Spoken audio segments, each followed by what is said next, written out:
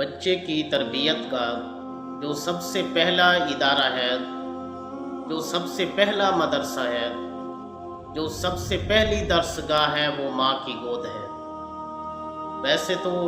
والد اور والدہ دونوں کی ذمہ داری ہے کہ جس طرح وہ بچے کی جسمانی پرورش کرتے ہیں، وہ بچے کی روحانی پرورش بھی کریں۔ جس طرح والدین کی ذمہ داری ہے بچے کو پالنا، اسی طرح روحانی طور پر پالنا، روحانی طور پر اولاد کی نشو و نما کرنا، یہ بھی والدین کی ذمہ داری ہے۔ مگر والدہ کے ساتھ بچہ زیادہ رہتا ہے، تو اس لیے والدہ کو زیادہ کوشش کرنی چاہیے کہ اپنے بچے کو اچھے اخلاق سکھائے، اچھی تربیت کرے، اچھے اعمال کی طرف اپنی اولاد کو راغب کرے۔ دیکھیے، ایک چھوٹا سا بچہ ہے، وہ ابھی چلنے کے قابل ہوا ہے، بولنے کے قابل ہوا ہے، انگلی پکڑنے کے قابل ہوا ہے، اور اس کے والدین دونوں آپس میں مشورہ کرتے ہیں کہ ہم اپنے بچے کو کس طرح نیک بنا سکتے ہیں، ہم اپنے بچے کا تعلق اللہ کے ساتھ کیسے بنا سکتے ہیں، ہم اپنے بچے کے دل میں اللہ کی محبت کیسے ڈال سکتے ہیں۔ تو دونوں میاں بیوی نے یہ مشورہ کیا کہ سب سے پہلے تو کل ہم اس کو ایک اسلامی مدرسے میں داخل کروائیں گے، اور پھر اس کے بعد ایک اور مشورہ طے ہوا کہ یہ تو مدرسے میں جائے گا، وہاں تعلیم حاصل کرے گا، مگر اللہ کے ساتھ جو ہم نے اس بچے کا تعلق بنانا ہے، وہ اس طرح سے بنانا ہے کہ جب یہ بچہ آئے گا اور ہم سے کھانا مانگے گا، تو ہم بولیں گے کہ کھانا دینے والی ذات اللہ کی ہے۔ ہم اس بچے کو بٹھا دیں گے کہ اللہ سے مانگو، اور ہم اس بچے کے آنے سے پہلے کھانا کہیں پر چھپا دیں گے، اور اسے بولیں گے کہ اب اللہ سے مانگ لیا تو پھر کہیں دیکھو تمہیں کھانا مل جائے گا۔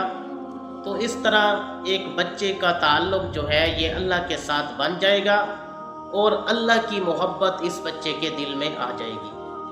چنانچہ ایسا ہی ہوا کہ اگلے دن اس بچے کو اسلامی مدرسے میں داخل کروایا۔ جب وہ بچہ اسلامی مدرسے سے واپس آتا ہے، ماں سے کھانا مانگتا ہے، تو ماں کہتی ہے کہ بیٹا، رازق تو وہ اللہ ہے، رزق وہ اللہ دیتا ہے، ہمیں بھی اللہ پالتا ہے، تمہیں بھی رزق دینے والا اللہ ہے، تو اللہ سے مانگ۔ وہ بچہ کہتا ہے، اماں جی میں کیسے اللہ سے مانگوں؟ تو ماں کہتی ہے، بیٹا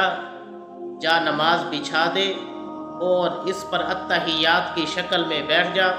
اور اللہ سے مانگنا شروع کر، تو اللہ تیرے رزق کا بندوبست کرے گا۔ چنانچہ بچہ ایسے کرتا ہے، جب دعاؤں سے فارغ ہو جاتا ہے تو ماں سے کہتا ہے، اماں جی اب میرا کھانا رب نے بھیج دیا ہوگا؟ تو ماں کہتی ہے، ہاں بیٹا، کمرے میں کہیں دیکھ لے، ضرور تیرے رب نے تیرا کھانا بھیجا ہوگا۔ تو وہ بچہ الماری میں جب جاتا ہے تو دیکھتا ہے کہ کھانا پڑا ہوا ہے، تو اپنا کھانا اٹھا لیتا ہے، اور اس طرح بچے کے دل و دماغ میں یہ بات بیٹھ جاتی ہے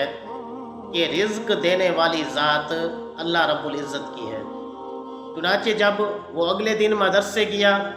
اور مدرسے سے واپس آیا، تو واپس آ کر اس نے ماں سے کھانا نہیں مانگا، بلکہ عادت بن چکی تھی کہ اللہ سے مانگنا ہے، تو جا نماز بچھا دی، اتحیات کی شکل میں بیٹھ گیا اور اللہ سے مانگنا شروع کیا، اور پھر جب الماری میں دیکھا تو کھانا پڑا ہوا تھا، کھانا کھا لیا۔ تو اب یہ بچے کی روٹین بن گئی کہ وہ ماں سے کھانا مانگتا ہی نہیں تھا،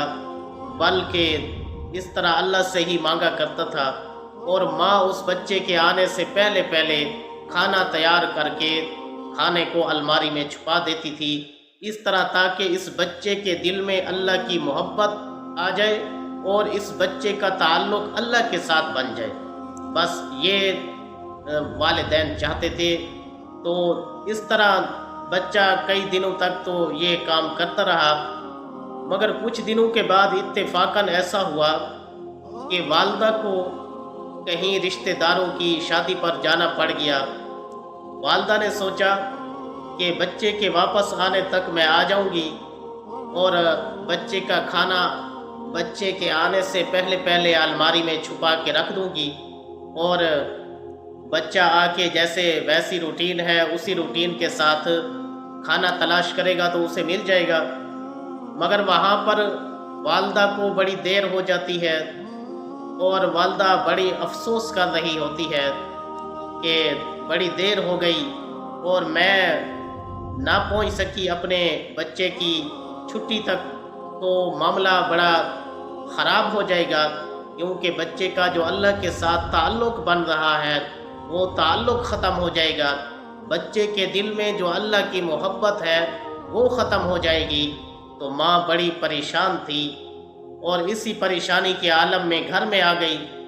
دیکھا تو بچہ سویا ہوا ہے، تو جلدی سے کھانا تیار کیا اور الماری میں جا کر چھپا دیا، اور پھر بچے کو اٹھایا اور بولا کہ کھانا اللہ سے مانگو، کھانا اللہ دے گا اور کھا لینا۔ تو بچہ کہتا ہے اماں جی کھانا تو میں نے کھا لیا۔ ماں حیران ہو کے پوچھتی ہے کہ بیٹا آپ نے کھانا کیسے کھا لیا؟ تو بیٹا کہتا ہے اماں جی آپ ہی نے تو مجھے یہ سکھایا تھا کہ کھانا اللہ سے مانگنا، تو جیسے عام روٹین کے مطابق میں اللہ سے مانگا کرتا تھا، آج بھی میں نے اللہ سے کھانا مانگا، اور جب میں نے جا کر الماری میں دیکھا تو ایسا عمدہ کھانا پڑا ہوا تھا کہ آج تک اتنا عمدہ کھانا میں نے نہیں کھایا۔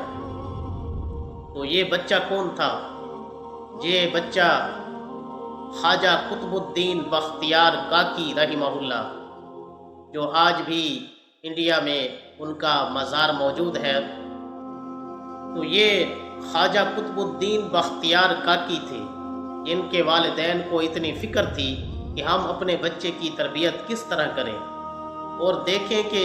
خواجہ قطب الدین بختیار کاکی اگر اتنے بڑے بزرگ بنے ہیں تو پھر اس کے پیچھے آپ کو والدہ کا کردار نظر آ رہا ہے کہ والدہ نے اچھی تربیت کی، والدہ نے اللہ کی محبت ڈالی اول ہی سے، تو پھر اس بچے کے دل میں اللہ کی محبت بڑھتی چلی گئی۔ بعض والدین کہتے ہیں کہ ابھی تو اولاد چھوٹی ہے، جب بڑی ہو جائے گی تو پھر ہم تربیت کر لیں گے اور ہم اپنی اولاد کو ٹھیک کر دیں گے۔ یہ ایسے ہے جس طرح ایک دیوار ٹیڑھی جا رہی ہو